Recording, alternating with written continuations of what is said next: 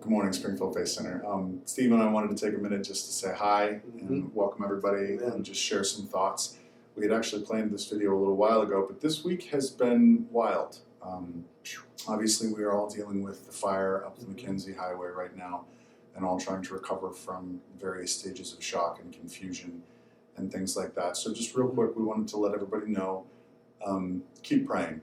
You know, we're not out of the woods on this thing yet. It does look like it's settling down, and thank God for that. But there are still people who have been hurt and affected by this. So if you are interested in volunteering to help or donating, please, that's welcome right now. Contact the office here at the church.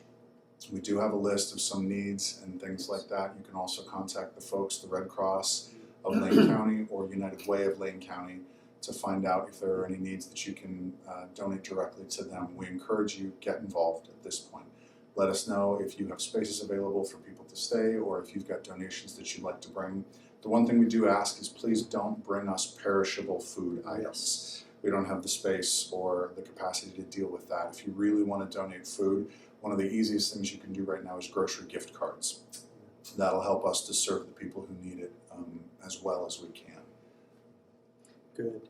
And by the way, if you see a pickup and a trailer in back of the church, that's Becky and I living at the church. So I don't know if I have to pay them rent yet or not, but we're going to be working this thing out. Hopefully we get to go back home pretty soon. Yeah. So, and also I want you to know that a lot of the people that are up in the Mohawk Valley area, the people that are part of our church, they're all doing well. Their homes are fine and everything's good. So we kind of wanted to update you on that.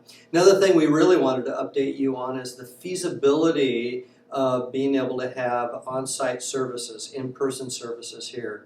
We want you to know that Dan and I have been just trying to figure out ways to be able to make that happen on a regular basis. We're looking into ways to be able to do that. What we want you to know is that we are going to communicate very clearly to you at the first of the month when and if we get to be able to start these out.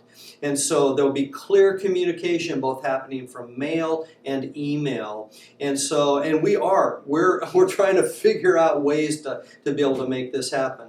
In lieu of that, we still have a service coming up on the 20th, a parking lot service, so I'd encourage you to be able to come to that. We're going to be doing something a little different. We're going to have a full band, and that'll be fun. We have a flatbed coming in, and so we're gonna try to rock it out a little bit, hopefully. So it'll be fun. Yeah, and hopefully we'll see how the air quality is for that. Hopefully it doesn't damage things too much as we try to enjoy each other's presence today. So, True.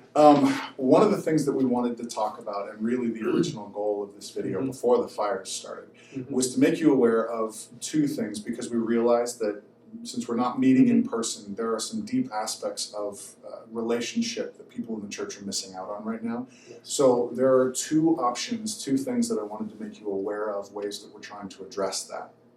And we've talked about these before, but I just wanted to be clear about what they are. The first is we have been encouraging people to meet at homes in smaller groups. Regardless of what happens with the health restrictions and regulations regarding COVID, that seems to be the most regularly available way for us to communicate and connect with each other relationally. Even though we can't meet here at the church, it doesn't mean we can't meet. Absolutely. Communicate with the people that you know, your friends, your family. Get together. If you can do it outdoors, do it. If you can do it safely indoors, get together. Watch the live stream services together. Talk with each other. Discuss the questions that we're giving each week. Spend time in each other's lives. Start getting together. Really, there are only two things that you need for that. One, a place to meet, and two, someone who is dedicated to guiding the conversation. Absolutely. And helping make sure that everybody gets a chance to share and that people get an opportunity to be just open about what God is doing in their lives. We encourage you to be engaging in that if you can. But we also realize that there are some people who, because of circumstances, can't take advantage of that right now. So we wanted to make you aware of something that we are planning to start.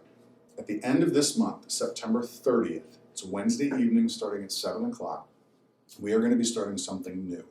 We are going to be beginning what we're going to call home groups online. And it's something that we are inviting everybody to participate in if you want to. It's going to start at 7 o'clock every single Wednesday starting the 30th of this month.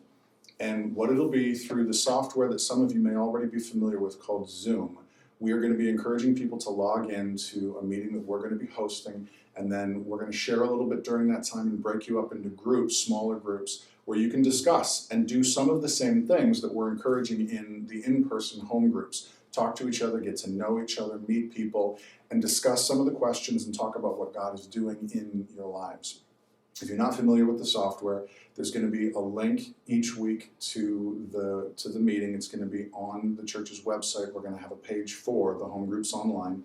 Right now, you can get there by going to the general home groups section and then looking for that one, home groups online. There will be a link there that can connect you.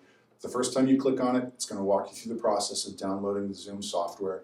Every time after that, it'll just connect you to the meeting and you can get logged in. If you need a little bit of help with that, feel free to call us. We'll try and talk you through the process. But that's something that's going to be starting at the end of this month and then hopefully continuing regularly through this.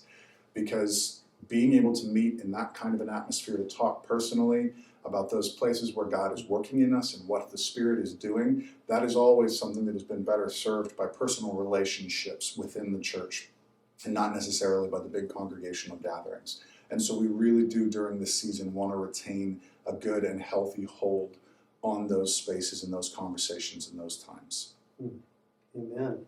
And I can't emphasize enough the importance of staying in contact with one another, checking in on one another.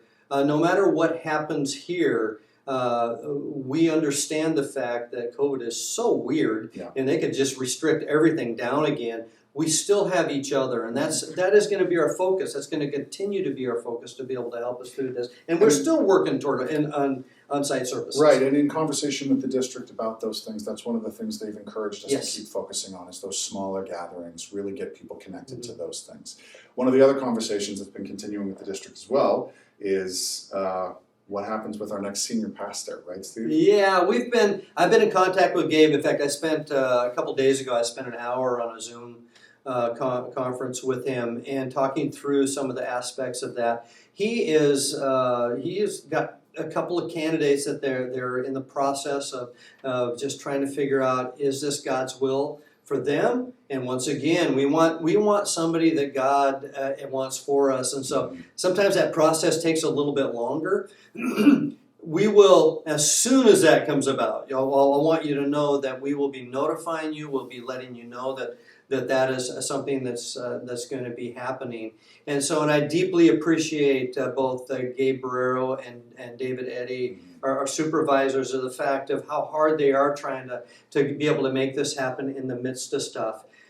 We add to this fire, and then the people that is affecting some of the people. It is just, once again, it seems like we make a couple steps forward and then a step goes back. But I want you to know that God is going to get us through this, and He has, and it's been. We've just seen some miraculous things happen over the past 9 months or so. Yeah. So again, we love you. Thank you for hanging in there with us. Thank you for staying a part of this family and a part of this group. We will be staying in contact with letters and emails and things like that, but we wanted to catch you guys up on what things have been going on here. So again, if you want to help with the fire relief, please let us know. We'd love to get you connected. And there's a snapshot of what's coming up. Thank you. Stay safe.